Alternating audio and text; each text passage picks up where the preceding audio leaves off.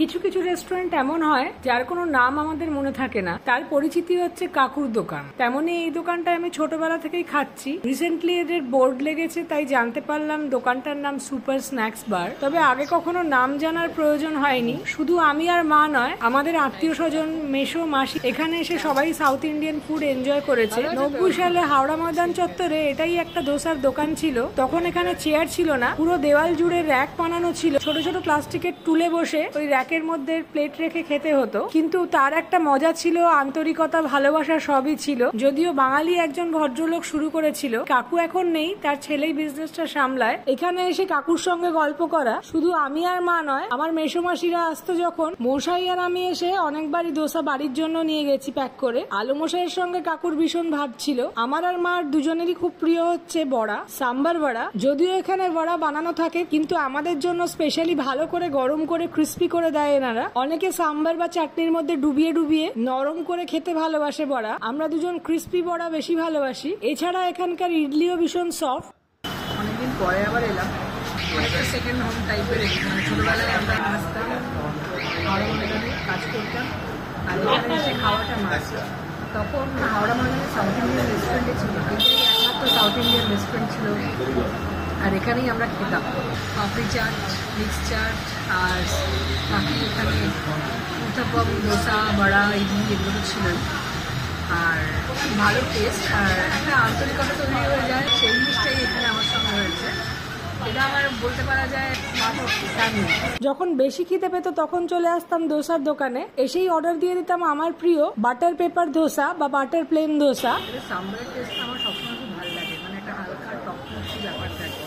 এদের কোকোনাট চাটনিটা ভীষণ ফ্রেশ, টকটক নারকোল আর লঙ্কার খুব সুন্দর একটা গন্ধ থাকে। আর তার সঙ্গে এই সাম্বার, এটাও বেশ টক ঝাল মিষ্টি একটা টেস্ট। এবারে একটু সবজি কম থাকলেও এখানে অনেক সবজি দেয়, গাজর, বিনস, ডাঁটা, লাউ, কুমড়ো সবকিছুই মেশানো থাকে সাম্বারে। আমার চিরকালই এদের সাম্বার খেতে খুবই ভালো লাগে। যদিও এবারে আমি দেখলাম এখানে চিজ দোসা আছে, তাই অর্ডার দিয়ে দিলাম চিজ প্লেন দোসা। এদের দোসাগুলো চিরকালই খুব পাতলা আর ক্রিস্পি হয়, তাই জন্যই আমাদের ভীষণ প্রিয়। আর পেপার দোসা তো আরো বড় আর ক্রিস্পি। এখানে রাভা দোসা বা অন্যান্য ফ্যান্সি আইটেম কোনো কিছু পাওয়া যায় না। বেসিক কিছু দোসা, ইডলি, উত্তাপাম এগুলোই পাওয়া যায়। পনির, কোকোনাট উত্তাপাম এগুলো খেতে খুব ভালো। দোকানটা দেখতে বেশ ছোট আর অগোছালো মনে হলেও এখানকার খাবার চিরকালই বেশ ভালো। সবচেয়ে ইম্পর্টেন্ট হচ্ছে আন্তরিকতা আর ভালোবাসাটা, যেটা এখানে কখনোই অভাব হয়নি। সে 30 বছর আগে হোক বা এখনো। এই দুজন স্টাফ, তারাও এখানেই ছোট থেকে বড় হয়ে গেল, ঠিক আমারই মতো। এই ভাই তখন বাচ্চা ছিল যখন কাজ শুরু করেছে, এখন পুরোপুরি দোকানের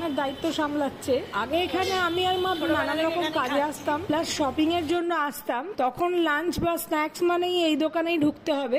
এখন আমার আর মায়ের অতটা যাওয়া হয় না। মাঝে মধ্যে আমি একটু ব্যাংকের কাজে যখন যাই, হয়তো খাওয়ার সুযোগ পাই না, কিন্তু এই দাদারা দাঁড় করিয়ে মায়ের, আমাদের সব খবর নেন।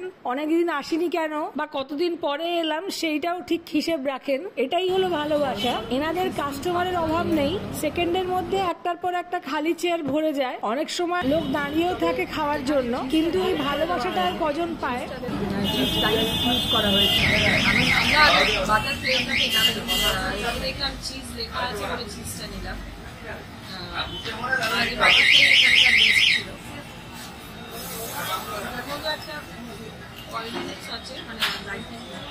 ড্রাই নয়, চামড়া চাটনি তো আমি বললাম বেশ টেস্টি, এখানকার খুব ফ্রেশ থাকে। আর সকাল সকাল ফ্রেশ প্রিপেয়ার করে, সেই জন্য কোয়ালিটির কোনো চিন্তা নেই। টেস্টি, ফ্লেকি ব্যাপারটা থাকে বলেই বেশি ভালো লাগে। অলমোস্ট আর একটা জিনিস এখানের খুব প্রিয় ছিল আমার, পাপড়ি চাট আর মিক্স চাট। যদিও আমি লাল চাটনিটা অ্যাভয়েড করতাম, তবে এরা এখানে টক চাটনি করে না। তবে এই লাল চাটনিটা খুব মিষ্টিও হয় না, তার সঙ্গে ওপরে সেও ভাজা ছড়িয়ে আর চাট মশলা দিয়ে ঠান্ডা ঠান্ডা দই বড়া তো ছিলই। গরমকালে এই সবগুলো খেতে বেশ আরাম। কিছু বছর ধরে এরা আবার মোমো করছে, যদিও ভেজ মোমো বলে একবারই ট্রাই করেছিলাম, সেটাও বেশ খেতে ভালো। এখানে এলেই আগে আমরা শুরু করতাম কোল্ড ড্রিঙ্কস দিয়ে, তারপর খাওয়া দাওয়ার পর ম্যান্ডেটারি ছিল একটা আইসক্রিম খাওয়া। খাওয়া। তখনকার দিনে রলিক আর কোয়ালিটি ওয়ালসও আসেনি কোয়ালিটির সঙ্গে। তারপর তো আস্তে আস্তে অনেক কিছু ডিফারেন্ট ব্র্যান্ড রাখা হয়েছে এখন। এইটা কাকুর ছবি। হঠাৎ করে ওনার গলায় একটা ইনফেকশন হয়ে পুরো কথা বন্ধ হয়ে গেল। খুব খারাপ লাগতো যখন এসে দেখতাম উনি কথা বলতে পারছেন না, ইশারায় ইশারায় আমাদের সঙ্গে কথা বলছেন। তারপর হঠাৎ একদিন শুনলাম উনি আমাদের ছেড়ে চলে গেছেন। তবে আজও ওনার স্মৃতি আমাদের মনে সবসময় আছে আর থাকবে। এটা বঙ্গবাসীর কাছে চিন্তামণি দে রোডে লোকেটেড। এখন বাজার কলকাতার উল্টো দিকে আমার নিজের ঘরের দোকান বলা যায়। 30 বছর আগেও যেমনি এসছি, আশা করি পরেও আসতে পারবো। যতদিন এই দোকানটা থাকবে আমিও এখানকার খাবার এনজয় করব। যারা যারা হাওড়া এই দোসার দোকানে খেয়েছেন তারা প্লিজ কমেন্টে মেনশন করবেন আপনাদের কেমন লাগে।